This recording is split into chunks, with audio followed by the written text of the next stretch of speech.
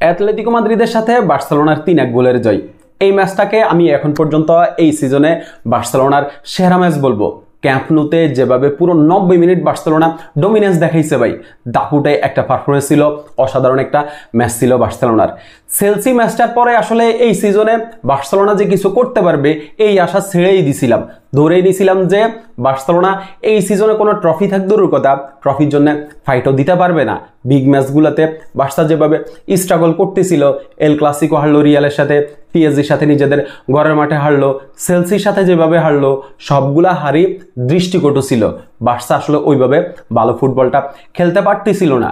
এরপরে এভারেজ টিমগুলা যেভাবে বার্সার হাইলাইন এক্সপোজ করতেছিল, ধরেই নিছিলাম যে এই সিজনে কিছুই হবে না বার্সেলোনাকে দিয়ে।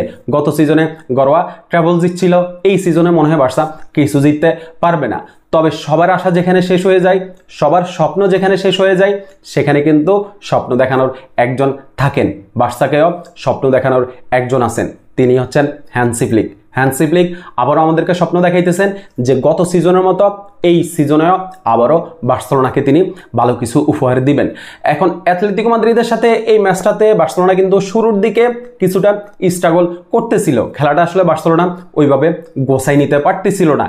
এই সুযোগটাই হচ্ছে অ্যাটলেটিকো মাদ্রিদ নিছিল, ভালো কিছু অ্যাটাক তারা তৈরি করছিল, এরপরে হাইলাইনটাও তারা এক্সপোজ করছিল। মলিনার একটা দুর্দান্ত পাস থেকে অ্যালেক্স বেয়ানা একটা ব্রিলিয়ান্ট ফিনিশ করে বার্সেলোনা 1-0 গোলে পিছিয়ে পড়ে। এবং এই হাইলাইনটা এক্সপোজ দেখে আবারও মনে হয়েছিল যে এই ম্যাচেও মনে হয় বার্সেলোনার হাইলাইনটা আবারও এক্সপোজ হবে এবং বার্সা মনে হয় এই ম্যাচটা হারতে যাচ্ছে। কিন্তু বার্সার ডিফেন্সে দুই তরুণ তুর্কি, কুবার্সি এবং মার্ক বার্নাল, স্পেশালি মার্ক বার্নালের কথা বলতে হয়। লেফট ব্যাক থেকে এখন সেন্টার ব্যাক পজিশনে আছেন, সেন্টার ব্যাক পজিশনটা সামলাইতেছেন এবং যেভাবে ভাই এই ম্যাচে পারফর্ম করছে অসাধারণ, আমাকে খুবই ইমপ্রেস করছে মার্ক বার্নাল। এরপরে হচ্ছে বার্সার মিডে পেদ্রি না থাকলে কিন্তু বার্সার মিডটা আসলে পুরোপুরি ফাঁকা থাকে, বার্সা মিড কন্ট্রোল করতে পারে না।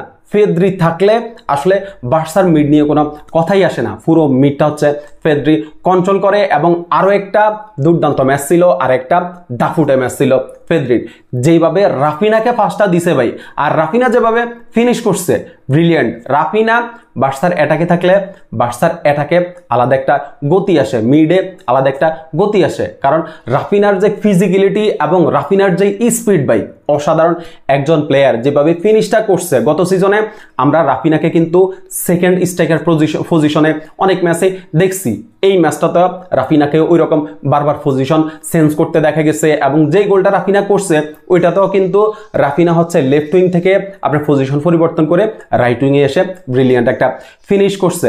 এরপরে দানি অলমোর কথা বলতে হয়, দানি অলমো যেভাবে গোলটা করছে, গোল করার পরে ভাই যেভাবে ইনজুরিতে পড়ছে, দানি অলমোর ইনজুরিটা যেন গুরুতর কিছু না হয় সেই আশাই করব। এরপরে ফেরান তোরেস শেষের দিকে নেমে হচ্ছে একটা ব্রিলিয়ান্ট ফিনিশ করে। এখন লেভানডস্কিকে নিয়ে আসলে কি করা যায়? লেভানডস্কির ফিনিশিং এর যে অবস্থা এবং পেনাল্টিটা যেভাবে মিস করছে ভাই, দৃষ্টিকটু ছিল।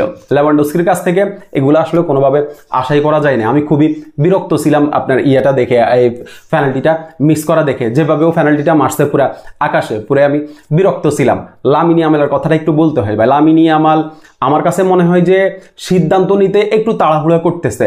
লামিনী ইয়ামাল গত সিজনে যেই আপনার শান্তভাবে সিদ্ধান্তগুলো নিছে, যেই কুল ফিনিশগুলা করছে, এই সিজনে লামিনী ইয়ামাল একটু বেশি তাড়াহুড়া করতেছে। লামিনী ইয়ামাল যদি একটু রিল্যাক্স হয়, একটু যদি বুঝে শুনে আপনার সিদ্ধান্তগুলো নেয়, তাহলে কিন্তু লামিনী ইয়ামালের কাছ থেকে গত সিজনের মতোই এই সিজনে বার্সেলোনা অসাধারণ কিছু পাবে। বার্সা এখন টেবিলে রিয়ালের চেয়ে 4 পয়েন্টে এগিয়ে আছে।